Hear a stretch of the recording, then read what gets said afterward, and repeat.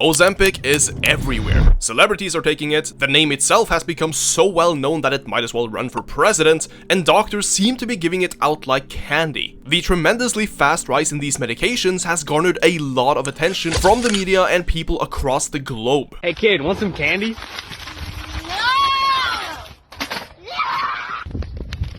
Sometimes portraying them as just a quick and easy tool to lose weight with a 100% success rate. But weight loss medications like Ozempic, Wegovy, and Mounjaro are not magic. They're not risk-free, and I believe they're not the solution to everyone's weight loss problems. So sit back and take it easy while I go over what they do, who's using them, why they work, and why they might be one of the worst and best things to happen to the health and fitness industry. Buckle up, because this one is going to piss off both fitness influencers and medical professionals. My favorite combo, because I'm technically both, just coded with autism. First of all, Ozempic isn't actually a weight loss drug. It's a medication for type 2 diabetes, used to regulate blood sugar through a mechanism involving GLP-1 receptor agonists. In real life, that means it slows down digestion, it reduces appetite, and it makes you feel full for longer. The biggest side effect? You lose weight, because now you're more easily able to maintain a calorie deficit, at least in most cases. Now, Big Pharma saw this and went to market the hell out of it. So now Ozempic has become a household name and probably the most common weight loss drug we have today,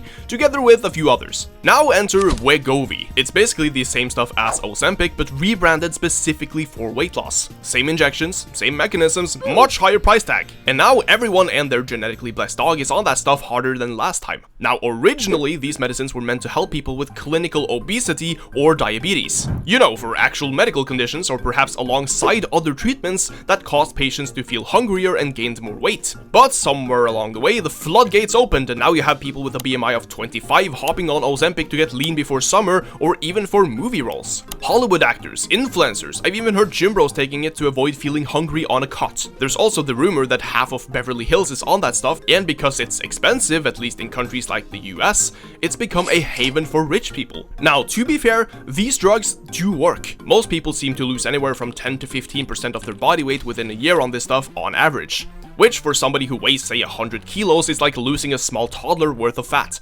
Or in American terms, it's the equivalent to losing around 350 cheeseburgers worth of calories. And mind you, that's without changing anything about their lifestyle on their own. But here's where the problem starts. These medications don't just reduce your cravings, they reduce everything, including muscle mass in a lot of cases, because many people on Ozempic and other weight loss medication don't train or move around as much, partially because of these side effects, and it's very normal to feel more sluggish on a calorie deficit. And unlike dieting with proper resistance training, this isn't easy to fix. People report fatigue, hair loss, nausea, low libido, and most importantly, no real understanding of what eating healthy or training actually is. It's like if you gave somebody a cheat code to beat the final boss in a video game, but you skip through the entire game and don't know how the controls work. This sometimes results in what I've seen on the internet being referred to as the Ozempic physique, where you can tell that somebody used to be a lot bigger because they look almost malnourished with sunken eyes and nearly no muscle to speak of after losing a lot of weight. Though in a lot of cases, people also end up moving more because they feel so much lighter, so it's definitely a two-sided sword. But let's talk about what happens when that honeymoon phase actually ends, because Ozempic is not a forever drug for most people. If you stop taking it, the weight usually comes back if you never fixed your habits or never learned how to eat better or move more. You just turned off your appetite and just hope for the best. Studies have even shown that most of the weight regained after stopping comes back as fat and not muscle. So you lose weight like a bodybuilder cutting for the Mr. Olympia, then you gain it back like a toddler at a birthday party, or Larry Wheels after a bodybuilding show, potentially ending up with less muscle mass and an even worse self-image. And that's without mentioning the gastrointestinal health some people go through on these medications. As I said, you get nausea, vomiting, but you also get stomach cramps, diarrhea, and one person even reported getting intestinal paralysis. Now here's the weird part.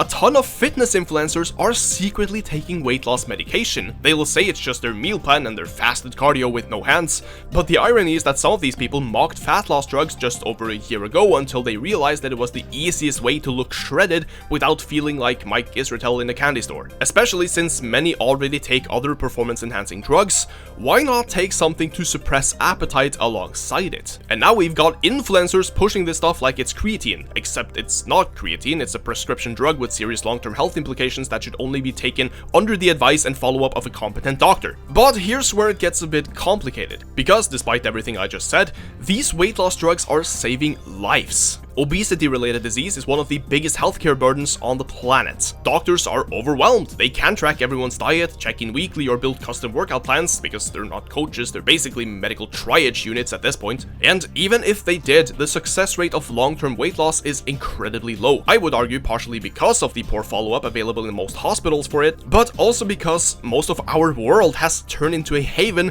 for incredibly tasty, high-calorie foods in large quantities, which is so easily available that you don't even have to move outside of your own home to get it. Yes, it is a matter of choices and also willpower, but it's also a matter of your brain being rewired from the food itself. It literally creates an addiction to hyper-palatable foods that are heavily processed, which on its own isn't directly harmful, but super tasty foods with perhaps low protein, simple carbs, insanely high fat content, low on micronutrients, but they're super cheap and convenient.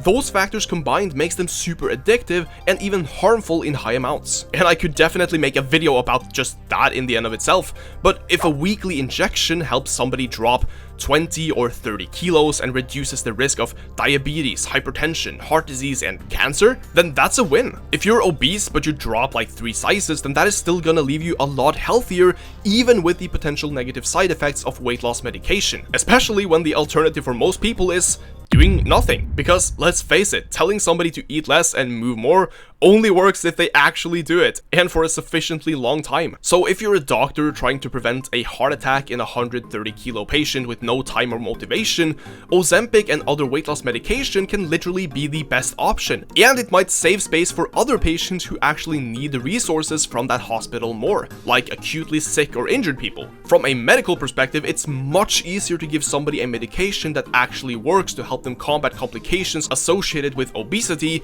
because those patients require more follow-up and resources even for the same problems. They usually require more medication overall too. Imagine if somebody with obesity is taking 4 different types of medication to combat something related to their weight, and then they take a weight loss medication and suddenly they may only need 1 or 2 of those medications, and that's also good. Yeah, you could also definitely do that through regular weight loss management. But let's face it, most people with obesity aren't changing, regardless of the reason behind it. Today we literally have all the resources anyone could ask for to lose weight, yet hundreds of millions of people globally still don't lose weight. And I don't like to use the word can't in this case, because I think everyone can lose weight, it's just that they require different strategies. Some can do it through just sheer willpower, some require follow-up like a coach or health professional, and some might need medical assistance. So, is the rise of weight loss medication good or bad? Honestly, it's both. It's like giving a chainsaw to somebody who has never held a knife. Yeah, it can cut down a tree and help you be more effective, but it can also take off your leg if you're not careful or don't know how to use it. Weight loss medications should be treated like what they are: tools with potential negative side effects.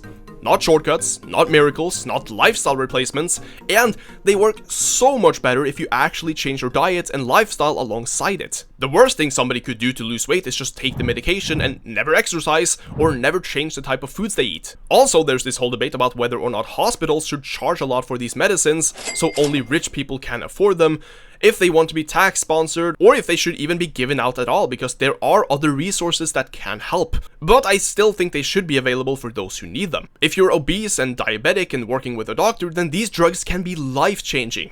But if you're just 10 kilos away from your goal weight and just skipping meals to stay lean for Instagram, then my guy, just track your food and get a coach. Ozempic and its inbred cousins aren't probably going anywhere. They're already reshaping medicine, fitness, and body image at the same time. But if we don't start talking honestly about the trade-offs and viable alternatives, people are going to get hurt in the long run. Yeah, the weight comes off, but so might the muscle, and if you experience negative side effects on it, you will have to make a swap to healthier eating and living regardless. So why not start with that? Start small. You're not supposed to start all out. You're supposed to start small and then work up to it. If you're completely inactive, start doing a short 10-minute walk every day. Then make some healthy swaps in your diet. Don't just drop into a massive calorie deficit with every restriction under the sun and think that's a sustainable way to lose weight. Because at the end of the day, you have to live with that. And if you can't sustain your approach for more than a month, then it's usually not a good approach. But what do you guys think? Have you ever seen somebody jump on the Ozempic train, perhaps a friend or family member? Do you think these drugs are revolutionary or just reckless? Let me know your thoughts down below in the comments, but thank you all so much for watching, and I'll see you all next time.